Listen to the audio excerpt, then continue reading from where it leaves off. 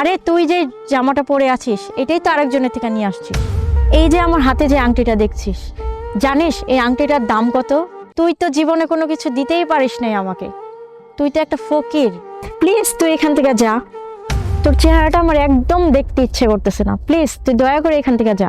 আমার বয়ফ্রেন্ড এখন আসবে, যদি তোর সাথে আমাকে দেখে তাহলে আমাদের সম্পর্কটা ভেঙে যাবে। আমি চাই না তোর মতো একটা অপদার্থ ছেলের জন্য আমাদের সম্পর্কটা ভেঙে যাক।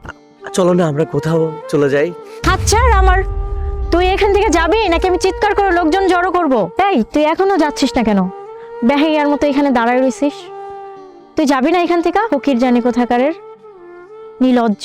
হাই বেবি, কোনো প্রবলেম? না না বেবি, কোনো প্রবলেম নাই। কে ওই? আরে ওর তো বোনের বিয়ে, গরিব মানুষ বুঝছো, একটু সাহায্য চাচ্ছি, টাকা পয়সা দিয়ে দাও। ও ভাই, আপনার লাগবে। চলো বেবি।